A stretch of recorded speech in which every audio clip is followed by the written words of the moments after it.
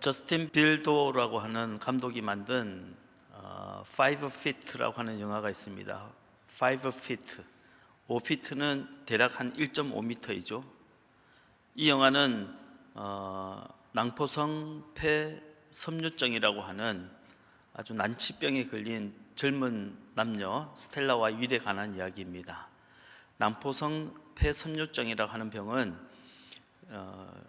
지속적인 호흡 곤란을 겪고 폐렴에 시달리다가 결국에는 이 폐 기능이 정지하고 마는 아주 무서운 질병입니다. 교차 감염의 위험 때문에 이 병에 걸린 환자들은 서로 6피트 이하로 가까이 다가가서도 안 되고 서로의 몸에 접촉을 해서도 안 되는 겁니다. 6피트는 2m이죠. 기침을 했을 때 비말이 튀어갈 수 있는 거리이고 사회적 거리 두기의 최소 단위이기도 합니다. 하지만 서로를 사랑하는 스텔라와 윌은 목숨을 건 모험을 합니다. 꼭 지켜야 될 6피트 거리에서 한 걸음 더 가까이 다가가는 겁니다. 6피트에서 5피트, 그러니까 5피트로 다가가는 겁니다. 그래서 이 영화의 제목이 5피트인 겁니다. 제가 이 영화를 봤을 때가 코로나로 한창 어려울 때였습니다. 사회적 거리두기를 해라, 교회에서도 2m 떨어져 앉아라, 이런 말을 귀에 못이 박히도록 들었을 때 이 영화를 봤기 때문에 감동이 훨씬 더 컸던 것 같습니다. 우리는 아무 생각 없이 그냥 한 걸음 더 다가갈 수 있지만 이 남녀 주인공은 한 걸음 더 다가가기 위해서는 목숨을 건 결단을 해야만 했습니다. 제가 이 영화를 보다가 눈물을 흘린 장면이 있습니다. 아무도 없는 수영장 안에서 스텔라와 윌은 꼭 지켜야 할 6피트에서 한 걸음 더 가까이 다가갑니다. 그리고 옷을 다 벗고 알몸이 된 상태에서 자신의 상처를 보여주는 겁니다. 더 이상 더 가깝게 다가갈 수도 없고 서로의 몸을 만질 수도 없고 안아줄 수도 없지만 그 수술한 자국들, 그리고 호수를 삽입했던 그 자국들, 그리고 이미 폐혈증이 시작되어서 살이 골마가기 시작한 그 상처들, 이런 모습을 보여줍니다. 그리고 서로의 몸에 난 상처를 보면서 서로에게 따뜻한 미소를 보내주는 겁니다. 그 어떤 로맨틱한 영화보다 훨씬 더 가슴 쓰릴 정도로 아름다운 장면이 아닐 수가 없었습니다. 몇 년 전 전 세계가 코로나로 몸살을 앓을 때 모이지도 말아라, 사람들을 만나지도 말아라, 교회 나가지도 말아라, 사회적 거리 두기를 해라, 2m 떨어져 앉아라, 그런 이야기가 한창일 때 많은 사람들이 걱정했던 것이 하나 있습니다. 코로나가 끝나고 모든 것이 다 정상으로 돌아가서 사회적 거리 두기가 없어져도 이미 마음속에 생긴 그 거리는, 마음의 거리 두기는 계속해서 진행될 거다 하고 염려했습니다. 그런데 그 염려는 이제 현실이 되어가고 있습니다. 상처받은 사람은 깨어진 유리조각처럼 위험하니까 더 이상 가깝게 다가가지 않으려고 하는 마음의 거리 두기가 있습니다. 사랑은 하면 할수록 더 상처를 받을 수 있으니까 마음의 문을 꼭 잠그고 사랑하지 않으려고 하는 그런 마음의 거리 두기가 있습니다. 누구라도 내 뒤통수를 칠 수 있으니까 자신의 허물을 보여주지 않기 위해서 진심마저도 꼭 잠그고 살아가는 그런 마음의 거리 두기가 있습니다.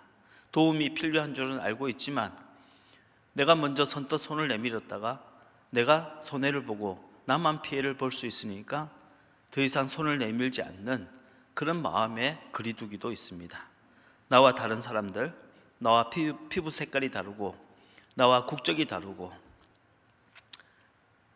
나와 생각이 다른 사람들, 이민자들, 난민들, 그들은 위험하니까 그들을 몰아내야 한다고 생각하는 그런 차별과 혐오의 마음의 거리 두기가 전 세계에 확산되고 있습니다. 코로나 이후로 사회적 거리 두기는 이제 다 끝났지만 사람과 사람 사이에 마음의 거리는 점점 더 멀어지고 있는 겁니다. 여러분, 하나님은 우리들에게 다른 사람의 그 무거운 짐을 다 짊어지라고 말씀하시지는 않으셨습니다. 사실 우리에게는 그런 능력도 없고 또 그런 책임도 없습니다. 주님은 수고하고 무거운 짐진 자들아 다 내게로 오라 하고 말씀하셨죠. 주님께 오라고 했지 우리더러 그 무거운 짐을 다 들어주라고 말씀하신 적은 없습니다. 대신에 주님은 우리에게 한 걸음만 더 가깝게 다가가 보라고 말씀하십니다. 안전이라는 장벽, 보호라고 하는 장벽, 이기심이라고 하는 그 장벽을 뛰어넘어서 6피트에서 5피트로 딱 한 걸음만 다가가듯이 스텔라와 윌이 서로의 상처를 따뜻한 눈으로 바라본 것처럼 서로의 아픔을 조금 더 따뜻한 눈으로 바라봐주고 괜찮다고 말해주라는 겁니다. 손을 한번 내밀어 주라는 겁니다. 저는 그것이 선교라고 생각합니다. 선교는 내가 얼마나 잘하는지 뭔가를 보여주는 것도 아니고 바리바리 싸들고 가서 불쌍한 사람 도와주는 것도 선교가 아닙니다. 그런 것은 자선이고 동정일 뿐이지 절대로 선교가 될 수 없습니다. 선교는 안전거리 6피트에서 한 걸음만 더 가깝게 다가가는 겁니다. 내 마음속에 있는 장벽을 뛰어넘어서 그들도 우리도 하나님이 사랑하시는 하나님의 자녀라는 사실을 가슴 깊이 느끼게 되는 것이 선교의 본질인 겁니다. 스텔라와 윌이 아무도 없는 수영장에서 옷을 다 벗고 서로의 몸에 난 상처를 바라보면서 웃어준 것처럼 서로의 상처를 부끄럽게 생각하지 않고 서로를 이해해주고 서로를 위로하고 서로를 축복해 주는 것이 하나님의 선교인 것입니다. 저는 오늘 말레이시아로 떠나는 우리 교회 선교팀이 이 스텔라와 윌과 같은 5fit의 선교팀이 되기를 주님의 이름으로 간절히 축복합니다. 선교는 선교사만 하는 것이 아닙니다. 선교는 선교팀이나 목사만 하는 것이 아니라 모든 그리스도인이 반드시 해야 하는 절대적 사명입니다. 예수님께서 부활성천하시면서 제자들에게 하신 명령이 있죠. 우리 사도행전 1장 8절 말씀을 같이 한번 읽겠습니다. 시작. 오직 성령이 너희에게 임하시면 너희가 권능을 받고 예루살렘과 온 유대와 사마리아와 땅끝까지 이르러 내 증인이 되리라 하시니라. 그런데 여러분 순서를 잘 보세요. 예루살렘으로부터 시작해서 온 유대와 사마리아와 땅끝까지 이르러 내 증인이 되라 하신 것이 주님의 명령입니다. 그러면 땅끝까지 가서 복음을 전해야 하는데 어떻게 땅끝까지 갈 수 있습니까? 사마리아를 넘어서야 땅끝에 갈 수 있습니다. 무슨 말씀이냐? 땅끝이란 사마리아를 넘어선 곳이 땅끝이란 겁니다. 예수님의 지상 명령을 들은 제자들은 모두 유대인들이었습니다. 당시 유대인들은 사마리아를 극혐했습니다. 단순히 혐오한 것이 아니라 아주 극혐을 했습니다. 사마리아 사람들을 개라고 불렀어요. 사마리아 땅은 지나가지도 않았습니다. 사마리아 사람들하고는 말도 섞지 않았어요. 오죽하면 요한복음 4장에 나오는 사마리아 여인, 우물가의 여인은 예수님께 당신은 유대인인데 왜 사마리아 사람이 나에게 말을 거는 겁니까? 하고 따져 물을 정도였습니다. 그런데 예수님은 그 사마리아를 지나가야 땅끝에 갈 수 있다고 말씀하신 겁니다. 내 마음속에 있는 사마리아를 넘어서는 것, 그것이 바로 땅끝 선교라는 겁니다. 그리스도인은 모두가 선교사들입니다. 다른 사람은 몰라도 저 사람은 절대 용서하지 못한다. 그 사람이 사마리아입니다. 그 사람까지 용서하는 것이 땅끝 선교인 겁니다. 다른 일은 다 해도 그 일만큼은 죽어도 하기 싫다. 아무리 주님이 주가 쓰시겠다 해도 나는 그 일은 안 할란다. 그게 사마리아인 겁니다. 그것까지 순종하는 것이 땅끝 선교인 겁니다. 봉사를 안 하면 안 했지. 저 사람하고는 절대로 같이 일 못한다. 그 사람하고 같이 일하는 것, 그 사람과 함께 봉사하는 것이 땅끝 선교입니다. 우리 시댁 식구들은 절대로 안 된다. 그 사람들은 절대로 구원을 못 받는다. 그 생각을 뛰어넘어서 내가 먼저 양보하고 내가 먼저 희생해서 그들의 마음을 그리스도의 사랑으로 물들이는 것, 그것이 사마리아를 넘어 땅끝까지 이르러 주님의 증인이 되는 것입니다. 여러분의 사마리아는 무엇입니까?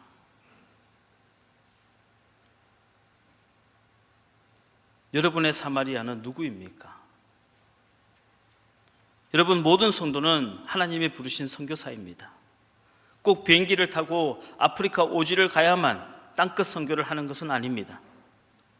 아직도 내가 넘어서지 못하고 있는 그 사마리아를 넘어서는 것, 이것이 선교이고, 사마리아인과 같은 그 사람을 가슴에 품고 기도하는 것이 선교의 출발인 겁니다. 그런데 여기에 단서가 있죠.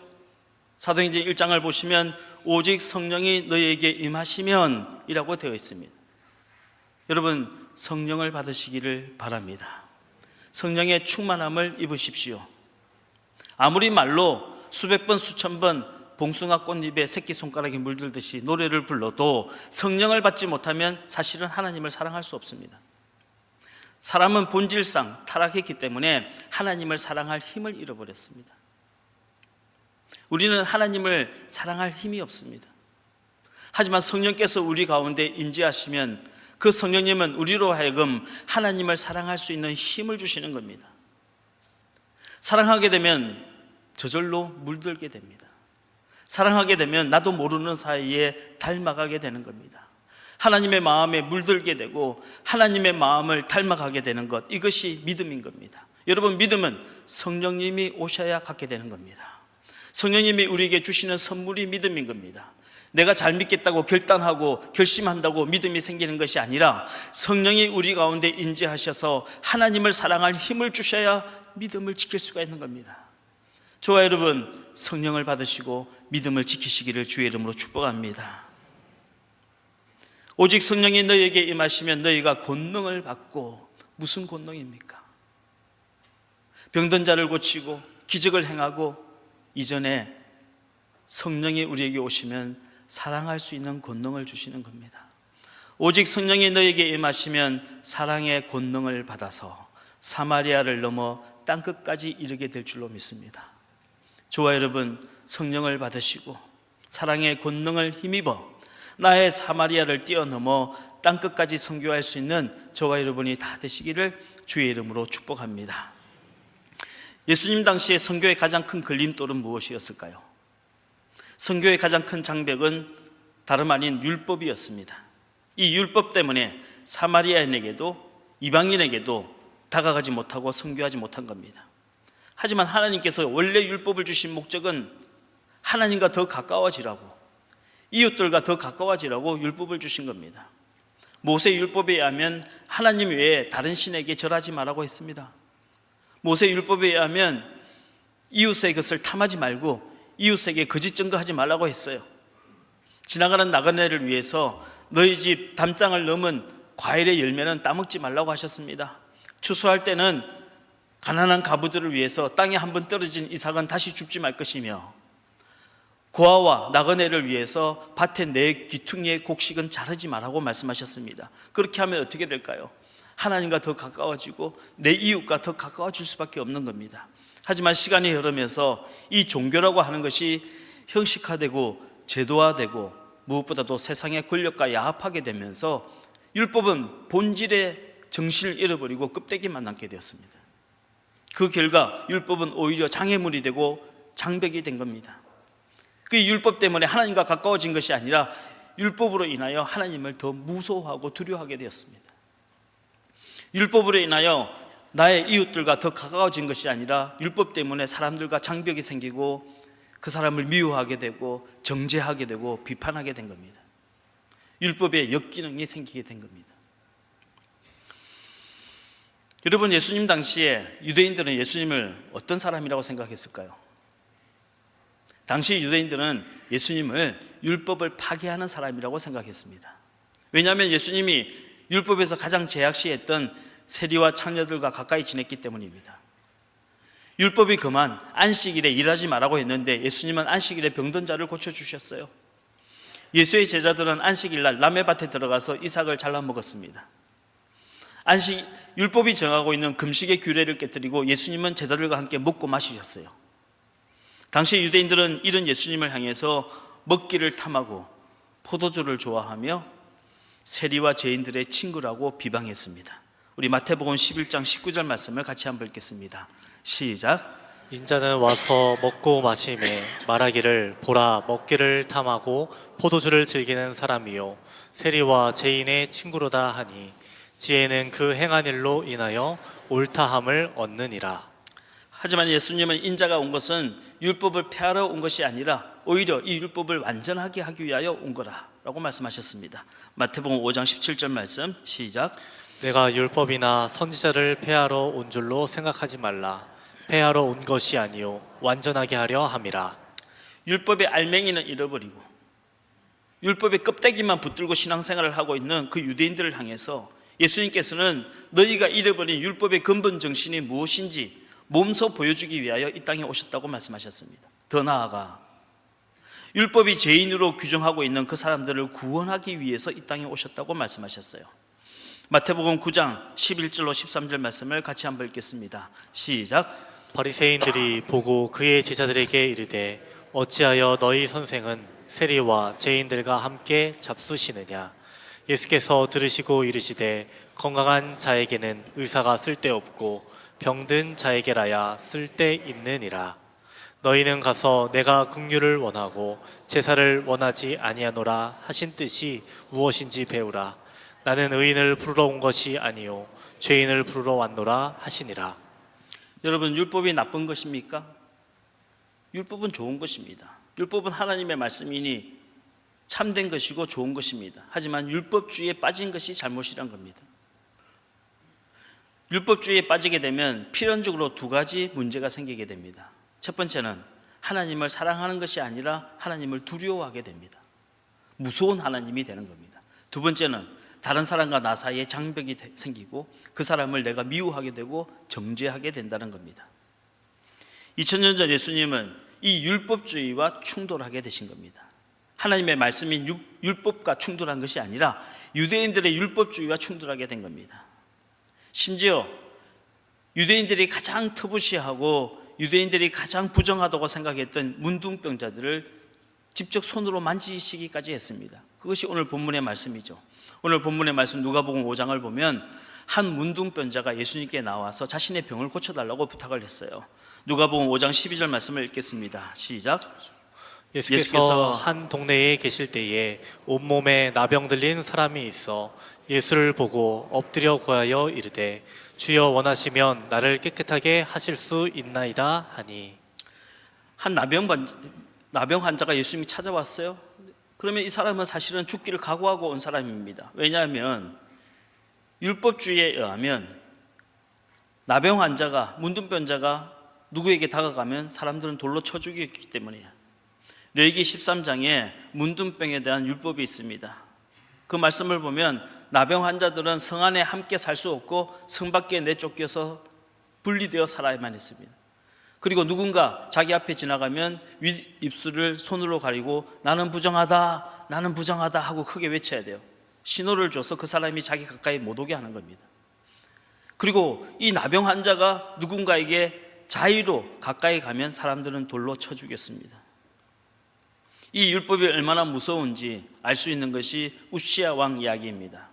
우시야 왕은 16살의 왕이 되어서 68세에 죽기까지 무려 52년이나 유다 나라를 통치했던, 그러니까 이스라엘 역사상 재임 기간이 가장 길었던 왕입니다. 재임 기간이 길 뿐만 아니라 다윗과 솔로몬 이후로 가장 강성한 나라를 만들었던 왕이었어요. 하지만 그의 이마에 문둥병이 생기자 그는 왕궁에서 쫓겨났습니다. 별궁에 유폐되어서 9년 동안 살다가 죽었어요. 그 기간 동안에 아무도 그 사람을 만나주지 않았습니다. 심지어 그의 아들조차도 아버지를 만나주지 않았어요. 그 9년 동안 성전에 단 한 번도 나가지 못하고 하나님께 예배도 한 번도 드리지 못했습니다. 우리 한번 확인해 보겠습니다. 역대하 26장 21절 말씀 시작. 우시야 왕이 죽는 날까지 나병 환자가 되었고 나병 환자가 되매 여호와의 전에서 끊어져 별궁에 살았으므로 그의 아들 요담이 왕궁을 관리하며 백성을 다스렸더라. 살았을 때뿐만 아니에요. 죽고 난 다음에도 그는 왕가의 묘실에 묻히질 못하고 그 근처에 딴 곳에 묻히게 됩니다. 역대하 26장 23절 말씀 시작.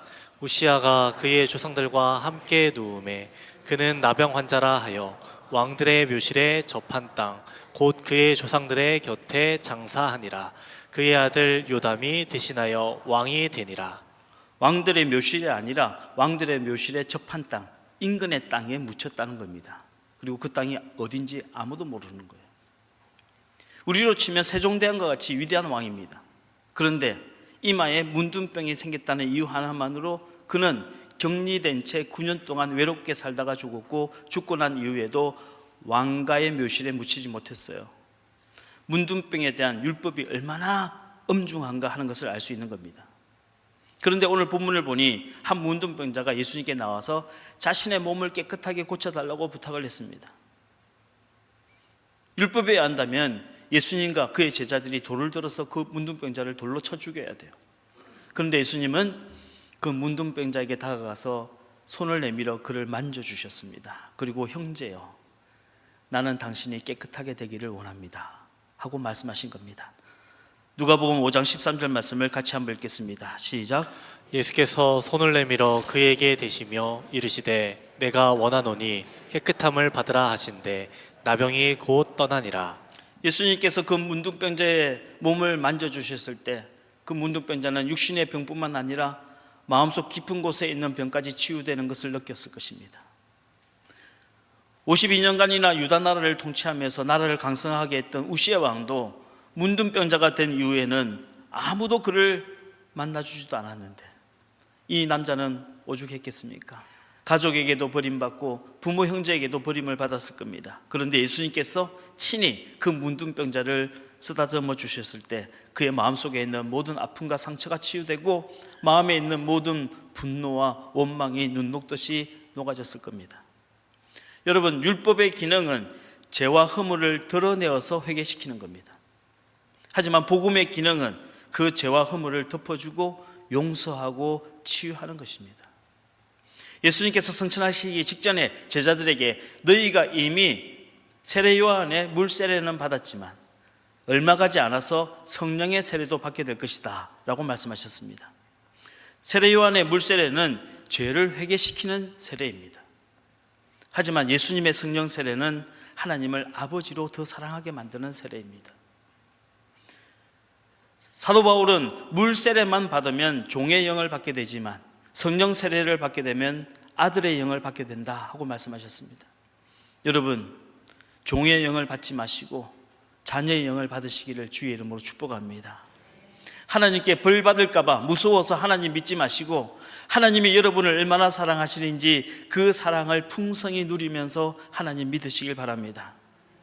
만약 1세기의 초대교회 제자들이 세례 요한의 물 세례만 받고 성령 세례를 받지 못했다면 복음은 전 세계로 확산되지 못했을 겁니다.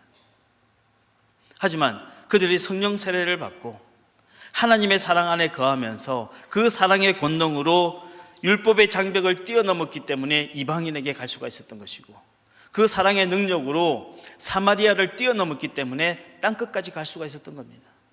저와 여러분 마음속에 있는 사마리아를 사랑의 권능을 받고 뛰어넘으시고 땅끝까지 이르는 선교사들이 다 되기를 주의 이름으로 축복합니다. 세례 요한의 물 세례만 받은 사람은요, 아직도 회개하지 않고 하나님 믿지 않는 사람 보면 화가 나요. 저 사람은 저렇게 죄를 짓고도 어떻게 저렇게 뻔뻔스럽게 잘 살지 화가 나는 겁니다. 하지만 성령 세례를 받고 나면 화가 나지 않아요. 성령께서 이전에 나를 불쌍히 여겨주셨듯이 나도 그 사람을 향한 긍휼한 마음을 갖게 되고 그 사람을 위해서 기도하게 되는 겁니다. 이것이 성령 세례를 받은 사람의 모습인 겁니다. 저와 여러분은 누구의 모습을 닮았을까요? 레위기 13장에 율법이 부정하다고 말했기 때문에 나병 환자들에게 돌을 던졌던 율법주의자들을 닮았습니까? 아니면 문둥병은 죄의 결과니 네 죄를 회개하라고 촉구했던 세례 요한을 닮으셨습니까? 아니면 그 문둥병자에게 찾아가서 그의 몸을 어루만져 주시고 형제여 나는 당신이 깨끗해지기를 원합니다라고 말씀하셨던 예수님을 닮아 있습니까? 오늘 본문에 예수님께서 나병 환자를 손으로 만져주신 것은 우리가 해야 할 땅끝 선교가 무엇인지 그 본질을 가르쳐주고 있는 말씀입니다. 예수님은 율법이라고 하는 장벽을 뛰어넘어서 생명을 살리는 선교가 무엇인지 우리에게 친히 보여주신 겁니다. 여러분, 사마리아를 넘어 땅끝까지 이르듯이 여러분의 마음의 장벽을 뛰어넘어 6피트에서 단 5피트로만 한 걸음 더 다가가는 선교사가 되시기를 주의 이름으로 축복합니다. 오늘 이 예배가 끝난 이후에 저를 포함한 51명의 선교팀이 또다시 말레이시아로 떠나게 됩니다. 말레이시아 난민 선교를 하러 가는 겁니다. 그 난민 학교에 있는 아이들은 전부 다가 미얀마 군부의 인종 청소를 피해서 국경을 넘어 도망쳐 온 난민들입니다. 겉으로는 그 나이 또래 아이들과 똑같습니다. 천진난만하고요, 장난기가 많고 잘 웃습니다. 하지만 그 아이들 마음속에는 하나같이 상처가 있습니다. 고향을 떠나 나올 때 고향이 다 불타 사라졌습니다. 국경을 넘어오면서 아버지가 죽거나 어머니가 죽었어요. 그래서 난민 아이들 집에 가보면요, 사촌들끼리 함께 사는 가정이 그렇게 많은 거예요. 아이들과 대화를 해보면 장래 꿈에 대해서는 이야기를 잘합니다. 축구 선수가 되고 싶다든지, 컴퓨터 프로그래머가 되고 싶다든지, 아니면 BTS 같은 가수가 되고 싶다든지, 장래 꿈에 대해서는 정말 말을 잘하지만 자신의 과거에 대해서는 말하지 않는 아이들입니다. 무엇보다도 나는 태어날 때부터 남들과 다르다고 하는 그 차별과 그 두려움과 불안함이 마음속 깊은 곳에 상처가 되어 있는 아이들입니다. 몇 년 전에 말레이시아 사람이 운전을 하다가 어떤 여자아이를 쳤는데요, 내려보니 그 아이가 난민인 줄 알고 그냥 차를 타고 가버렸어요. 왜냐하면 난민들은 사고를 당해도 어디에 가서 신고를 할 수 없다는 사실을 너무나 잘 알고 있었기 때문입니다. 여러분, 우리가 그 아이들의 법적인 문제를 해결해 줄 수 있습니까? 할 수 없습니다. 우리가 그들의 가난의 문제를 해결해 줄 수 있습니까? 못합니다. 우리가 그 아이들의 미래를 책임져 줄 수 있습니까? 우리는 책임져 줄 수 없습니다. 하지만 우리는 그 아이들의 마음속에 있는 장벽은 허물어 줄 수 있습니다. 너와 내가 다르지 않다는 것,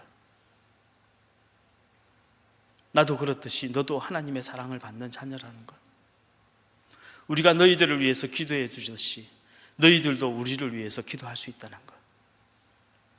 그래서 함께 손을 잡고 기도하고 함께 안아주고 그 아이들의 발을 씻어주고 그 발에 입 맞춰주고 함께 울어주고 함께 축복하며 서로 마음속에 있는 장벽을 허물고 사마리아를 넘어 땅끝까지 갈 수 있는 선교는 할 수가 있는 겁니다. 역사상 그리스도인이라고 하는 말이 처음 생겨난 것은 안디옥 교회에서부터입니다.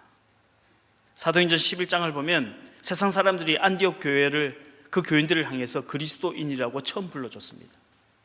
안디옥 교회는 선교사를 최초로 파송한 교회입니다. 안디옥 교회는 이방인 선교를 위해서 바나바와 바울을 선교사로 파송한 교회입니다.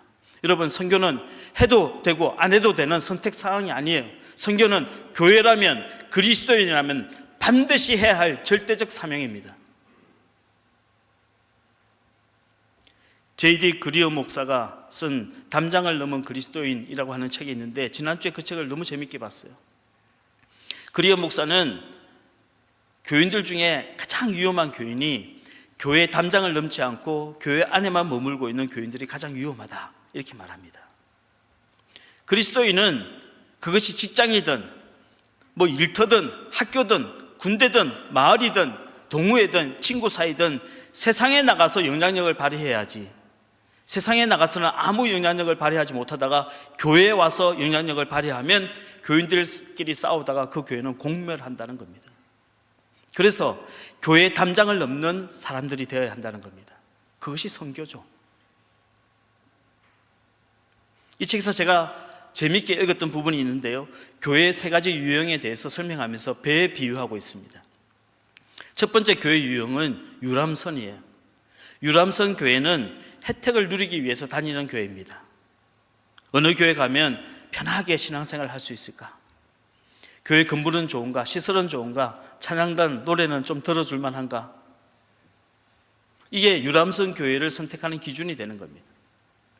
두 번째 교회 유형은 전투함입니다. 전투함 교회는 세상과 싸우느라고 밤낮 정신이 없습니다. 물론 선교도 열심히 하지만 희생자도 그만큼 많습니다. 교인들은 전의에 불타 있습니다. 하지만 겉으로 볼 때는 성령 충만한 것 같지만 속으로는 은혜를 탕진해버려서 기쁨은 없고 악으로 깡으로 예수 믿고 있는 사람들이에요. 전투함 교회는 은혜 받는 것보다 사명 감당하라는 소리를, 헌신을 더 많이 강조하는 교회입니다. 그리어 목사가 말하는 교회 세 번째 유형은 항공모함입니다. 항공모함 교회는 온 교인이 전투에 참여하지는 않지만 언제든지 전투기를 보낼 수 있는 준비가 되어져 있는 교회를 뜻합니다. 마치 전투기가 기름을 채워 넣듯이 예배를 통해서, 찬양을 통해서, 말씀을 통해서 은혜를 채우는 교회입니다. 전투기가 고장난 부품을 갈아치우듯이 치유와 회복을 경험하는 교회인 겁니다. 세상에 나가서 싸우는 것보다 은혜 받는 것이 더 중요한 겁니다. J.D. 그리어 목사는 주님이 원하시는 선교적 교회는 아무것도 안 하는 유람선 교회도 아니고 맨날 싸우고 있는 전투함 교회도 아닌 바로 항공모함 교회가 되어야 한다고 주장하고 있습니다. 저는 우리 일산신강교회가 항공모함과 같은 교회가 되기를 주님의 이름으로 축복합니다.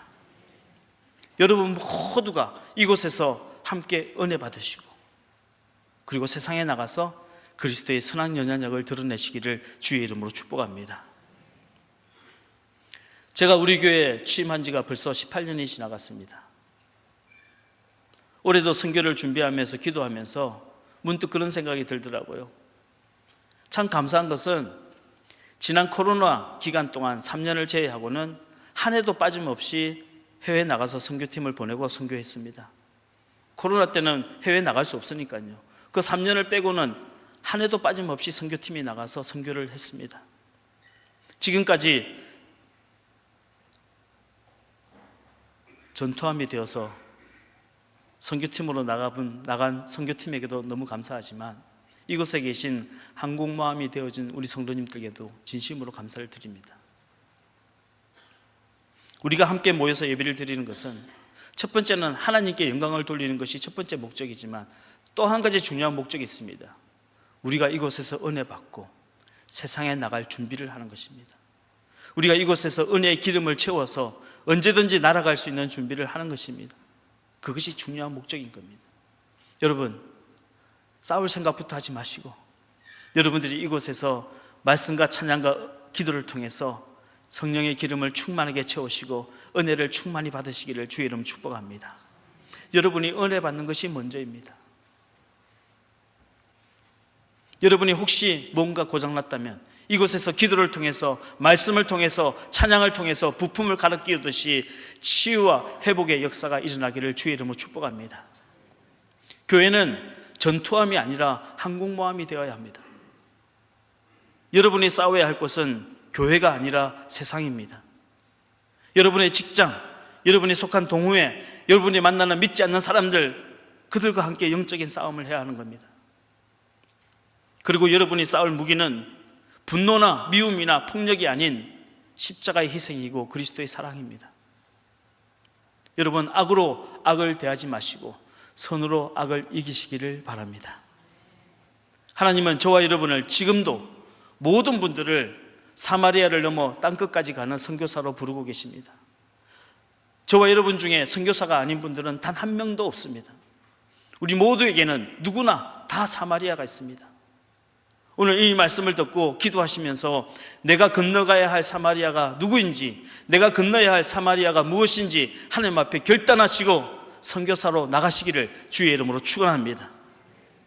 여러분, 주님께 쓰임받는 인생이 됩시다. 나를 위해서 소모되는 헛된 인생이 아니라 주님을 위해서 귀하게 쓰임받는 인생이 됩시다. 주가 쓰시겠다 하라. 그러면 풀리리라. 올 한 해 동안 이 말씀이 여러분 삶을 통해서 실현되고 이루어지기를 주님의 이름으로 간절히 축복합니다.